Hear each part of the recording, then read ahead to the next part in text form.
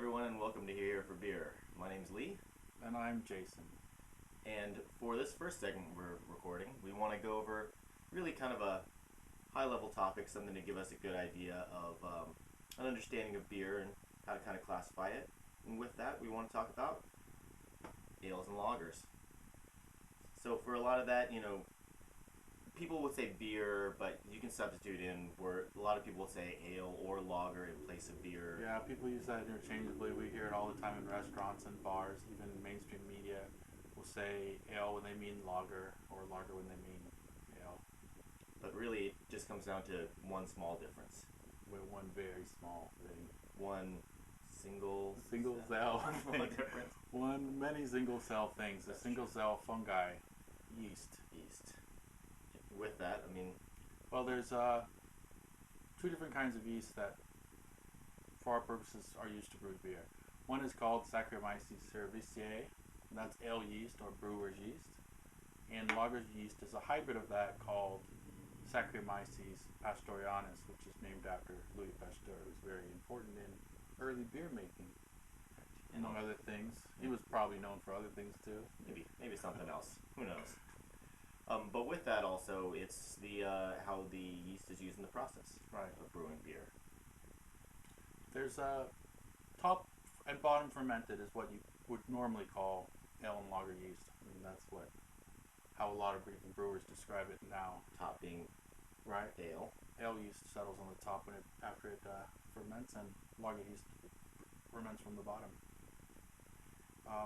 Another difference is shorter and longer. Yeah. Well, the shorter brewing cycle and the longer brewing cycle there as well. There are a couple other differences too with the warmer and colder temperatures for the brewing process. Ales, of course, being warmer.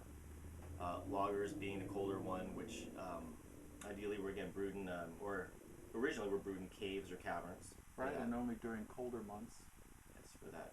And then the distinction, of course, with shorter and longer was ales shorter, lagers longer, because hence the German translation or definition of the word lagern, where lager got its name from, would be sort of to store or to rest, as some macrobrews would like to say. They rest their beer; they don't keep it for longer and age it. They don't want it to sound like it's been stored. No, they don't want it to. And is there kind of a fourth difference, sort of unfiltered or? Yeah, lagers are really prized for being clear and crisp and clean looking, where ales are usually unfiltered, if filtered, very minimally filtered. So you'll see that quite often ales will be more hazy. What do you think about the flavor differences? Because that's going to be one of the key or important differences or distinctions for you, the viewer, for differences of ales and lagers. Right, if you're tasting an ale and a lager, it's probably going to be pretty easy to tell the difference.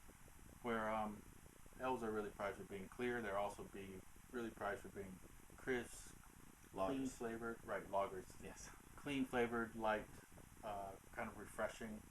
Ales have more flavor. Yeah, more complexity in the flavor. And the warmer they are brewed at, the more esters they're going to have. Esters being those apple, pear, banana, honey flavors that sometimes you can pick up from an ale. And with that, another thing that you'll see a lot of is the different definition for the styles below the ales and lagers, all the different families below that, and we have some selections that we're going to drink today. Yes. Mm-hmm. So we have, what do we have today?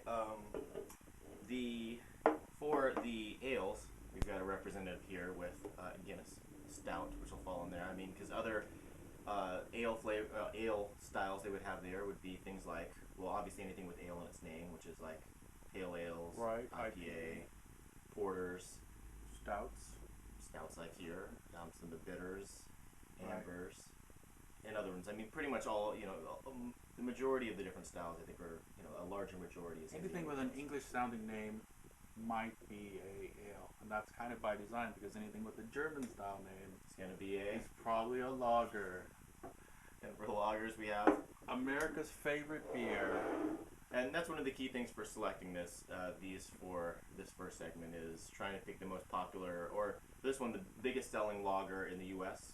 Right, third largest in the world. Third largest in the world. 1 in every 5 beers sold in the U.S. is a Bud Light. And for Guinness, the one that everyone likes to say is their favorite beer when they're polled. So right, and polls year after year Guinness is usually the top pick. Even though people are buying this, they're saying they prefer Guinness. And this might also, I realize, be our only segment where we don't have a bottle opener. Or Yeah. need a bottle opener for this. Okay, I'm gonna So- twist this off, which I'm not that good at because haven't twisted off bottles since college. Yes. And for some of the other lager styles, Well, let's. Oh, right. Like I said, anything with a German-sounding name, like Box, Märzen, or Oktoberfest beers, as we call them here. yes, Dunkels. that's pretty much Even what you got. Pilsners are pretty popular, even though that's not really German, but it is German-sounding. Yes, it's true. It's in the region. There.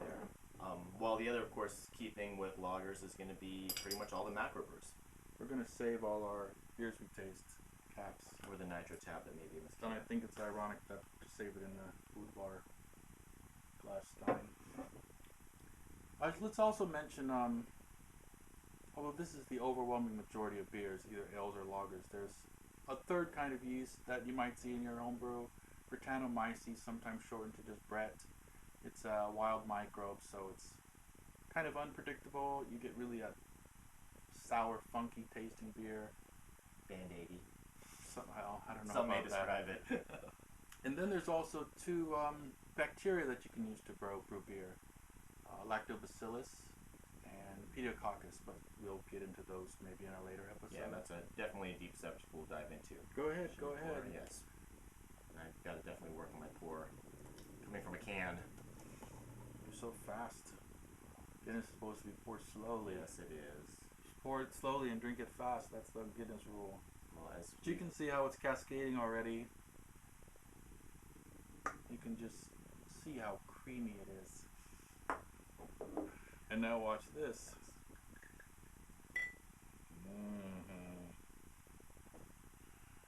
Well, but that is one of the treasured things about lagers is Yeah, that, that's true. it's definitely the appearance very clear. On a hot day like today, you probably like a lager actually sounds pretty nice. Yes. Letting You mine can see set a that, little bit. right? Sometimes that's called fixing. You don't really want to drink a Guinness until it's a clear differentiation between the white head and the black beer. But And here, the Bud Light is ready.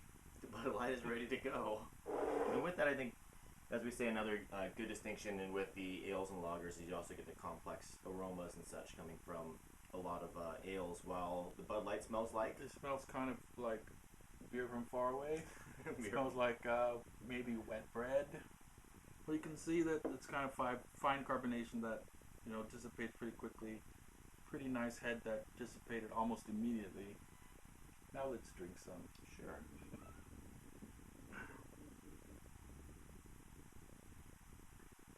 Cheers, by the way. Sorry about Cheers. that. That's I'm so rude. So what was really the start of ales? I mean, how far back does it go? Ales are back. It's about probably over 8,000 years. One of the first beverages after water. It's the granddaddy of drinks. Is that Wow. the second or third most popular drink in the world? What is it? It's gotta After be. water and tea? That sounds about right, yes. That may be a future segment. But, and with that, of course, lagers are the new kid on the block and really didn't come around until 5th century around the Bavarian region, Right. Germany. So, well, Germany, Austria, around that region. Well, ales came over to the United States with the colonists. That's what they were drinking, so it's what they brought with them. They were brewing with what they found, mostly corn. Now, most North American lagers are also adjunct, which means they're brewed with corn or rice as well as malted barley in the grain bill. But really, the start of lagers, a lot of that was, all the brewing process that was in Germany, the Bavarian region. But it didn't really grow globally until 1848, roughly. Right. Around Revolutions in 19th century. Germany, all the immigrants started leaving Germany and spreading out all over the world. They're really successful coming to the United States. Yes. There's German beer all over the world, but the United States, they settled here, and it just exploded because there was also the advent of better refrigeration, The rise of industrialization, Right. all the cold storage, Rail faster cars. transport. Yes.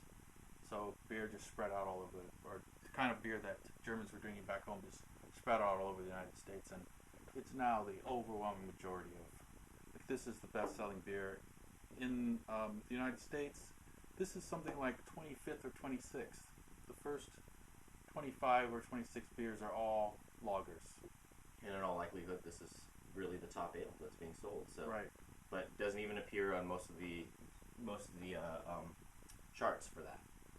But with that, this is what we're enjoying, and hopefully that helps you with the better definition of ales and lagers and that distinction. Well, how do you like your Guinness? It's, well, as always with Guinness, it's got that nice creamy flavor to it, and you get a little bitterness, but it's actually very easy to drink, which is another misconception about things true. like certain ales or some stouts, is that people think that it's a lot stronger and more of the alcohol-y flavor to it. But no, Guinness is actually very smooth for that. Why? What do you feel about the flavor of your Bud Light? I didn't want to dump on Bud Light when we decided to do this, but we had to buy a 6-pack, and the more of it that I drink, the less I like it. Well, hopefully this will be a good take, and we'll be done with it from here. But at least it is what it is. Let's say, and it's fine for what it is. And another thing for top selling lagers about being very clean and refreshing is today is a awfully darn hot day. So Especially for San Francisco. it is one of those things to do, is crack open one of those beers and try and just cool off a little bit. So let's do this after we film this. Yes. All right. So once again, thanks for watching Here for Beer. Don't forget to subscribe, because hopefully in some of these future episodes, your beer appreciation will grow along with our beer appreciation as we share more information and other tidbits with you. So Thanks for watching. Support your local brewery.